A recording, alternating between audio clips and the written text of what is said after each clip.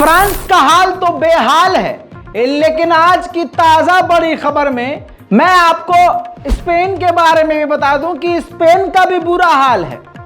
France की ताजा तस्वीर बाद में, लेकिन स्पेन का हाल पहले आपको बता देता हूं। लीजिए सीधा तस्वीर। स्पेन की राजधानी मैड्रिड की ये तस्वीर देखिए। लाखों लोग सड़क पर उतरे हैं सरकार के विरोध में, और विरोध खतरनाक हो रहा है। अब विरोध की वजह समझिए। यहां की जनता का यह कहना है कि इनका जो प्रधानमंत्री है झूठा है, मक्कार है। नाम है प्रधानमंत्री का पेड्रो सैंचेज। ये वहां के स्पेन के प्रधानमंत्री हैं और इनके ऊपर इल्जाम है और इन्हीं की वजह से जनता सड़कों पर है। जनता का यह कहना है कि पेड्रो सैंचेज जो हमारा प्रधानमंत्री है, यह इतिहास का सबसे घटिया प्रधानमंत्री और सबसे बुरी सरकार है। स्पेन के इतिहास की सबसे बुरी सरकार है और यह हमारा जो प्रधानमंत्री है, यह आतंकवादियों और गंदे संगठनों का समर्थक है और साथ ही यह विपक्ष की पार्टी और आतंकियों के साथ सीक्रेट हिडन एग्रीमेंट कर रहा है, जो कि सबसे खतरनाक है। इसी की वजह से देश बर्बादी की कगार पर बढ़ रहा है। और दोस्तों, जनता के बड़े बड़े आरोप हैं। आपको ऐसा तो नहीं लग रहा कि ये कोई और प्रधानमंत्री भी कर रहा है आतंकी संगठनों का समर्थन? हाँ भाइयों बहनों, ये कहानी उसकी नहीं, स्पेन के प्रधानमंत्री की है। भले ही इस प्रधानमंत्री की कहानी किसी दूसरे प्रधानमंत्री से मैच खाती हो, लेकिन आपको बता दूं कि वहां की जनता अंधभक्त नहीं है, सड़कों पर उतर आई है। ये देखिए।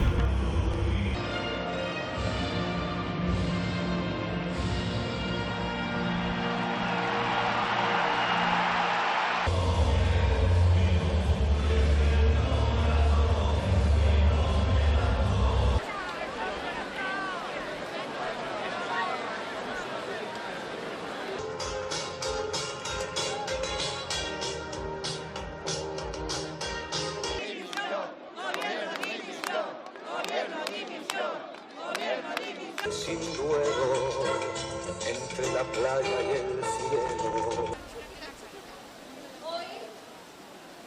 Hoy nos hemos De desventuras, tu alma es profunda y oscura.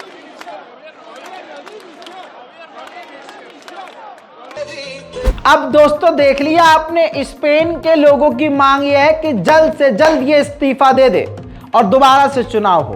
तो देखा दोस्तों आपने, स्पेन का हाल भी बुरा है। अब फ्रांस के ताजा हालात ये देखिए। फ्रांस में प्रदर्शन होते हुए लगभग 1 महीना हो चुका है।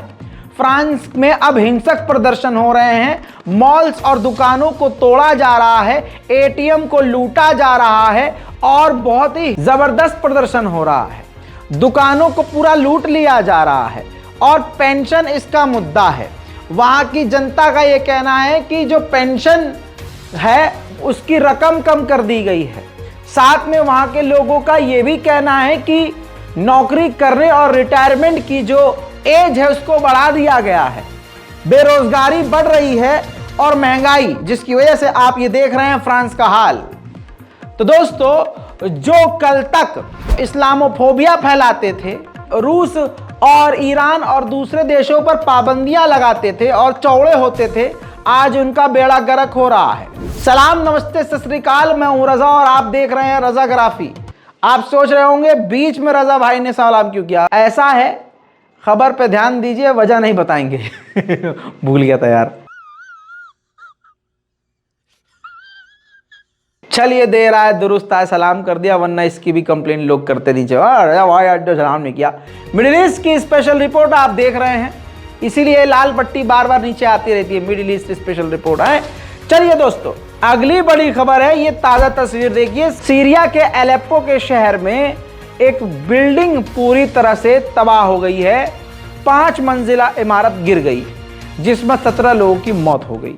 इजराइल में दूसरी तरफ प्रदर्शन तो हो ही रहा है और सुप्रीम कोर्ट के आदेश के बाद और प्रेशर के बाद नेतन्याहू ने अपने टॉप एक नेता को हटा दिया है। उधर इजराइल के एनवॉय ने जानकारी दी है कि इसी साल के अंत से पहले नेतन्याहू भारत आ सकते हैं। अब दोस्तों, लेबनान ने याद होगा इजराइल के साथ डील करी थी और उस वक्त मैंने कहा था कि ये जो इजराइल के साथ मजबूरी में डील कर रहा है और इजराइल ने इसके बदले वादा किया था कि आपके बॉर्डर सेफ रहेंगे, हम आपके अंदर घुस के हमला नहीं करेंगे, इजराइल की सेना आप पर हमला नहीं करेगी। और मैंने उसी वक्त कहा था ये धोखा है, छलावा है, क्योंकि ऐसा कोई सगा नहीं जिसे अमेरिका इजराइल ने ठगा नहीं। लीजिए एक बार फिर से रजाग्राफी की रिपोर्ट को सच होता हुआ देखिए। ये फुल स्क्रीन पर रिपोर्ट है और आपको बता दूं कि लेबनान ने स्टेट अलर्ट जारी कर दिया है। टेंशन इजराइल के साथ बढ़ गया है। टेंशन ये है कि इजराइल के टैंक जो बॉर्डर पर फेंसिंग है, जो तार लगी हुई हैं लेबनान के, उसको तोड़कर बॉर्डर के अंदर घुस रहे हैं। तो लेबनान ने अलर्ट जारी कर दिया है। अब जो किया है उसको भुगतो। क्यों किया भरोसा तुमने? उधर दोस्तों, ईरान ने भी अपना पलटकर जवाब यूरोप को दे दिया है। पूरे यूरोप के सैनिकों को, यानी पूरे यूरोप की मिलिट्री, यूरोप में जितने देश हैं सभी देशों के सेनाओं को ब्लैकलिस्ट करने के लिए ईरान ने कह दिया हम अपने देश में अपनी कमेटी से बात कर रहे हैं, संसद में बात चल रही है। अब आपको मालूम है कि स्वीडन में कुरान जलाया गया था, कल मैंने आपको यह ब्रेकिंग न्यूज दी थी। अब तुर्की में ही तुर्किश लोगों ने स्वीडन एम्बेसी के बाहर स्वीडन के झंडे को आग लगा दी। ये वीडियो यूरोपियन मीडिया में तेजी से वायरल हो रहा है और जाहिर सी बात है किसी ने भी स्वीडन के द्वारा जो स्वीडिश नागरिक है जो कुरान जलाया गया उसको समर्थन नहीं किया गया। हाल ये है कि अब ये सब कुछ झेलना पड़ रहा है, इंटरनेशनल लेवल की बेइज्जती हो रही है। हालात ऐसे हैं कि स्वीडिश प्रधानमंत्री यानी स्वीडन के प्रधानमंत्री ने भी इस बात को कहा है कि बेहद गलत हुआ है। कुरान जलाने का जो काम हुआ है हमारे देश में, इससे हमारे देश की बदनामी हुई है और ये सरासर गलत है, ये ठीक नहीं है। बहरहाल ये घटिया काम स्वीडन में हुआ है, इसकी आलोचना करने के लिए सारी दुनिया खड़ी हो गई है। दोस्तों, कुछ नए नाम जुड़े हैं जिन्होंने आलोचना करी है। इजिप्ट, कतर, मोरक्को, अफगानिस्तान, इन देशों ने भी, और भी बहुत सारे देश हैं जो सामने आ रहे हैं और आलोचना कर रहे हैं और स्वीडन को आड़े हाथ ले रहे हैं। दोस्तों, ये थी मिडिल ईस्ट की स्पेशल रिपोर्ट। इस पूरी रिपोर्ट पर आपकी राय बेहद जरूरी है। नीचे राय जरूर लिखिए और रिपोर्ट को शेयर कीजिए। जय हिंद।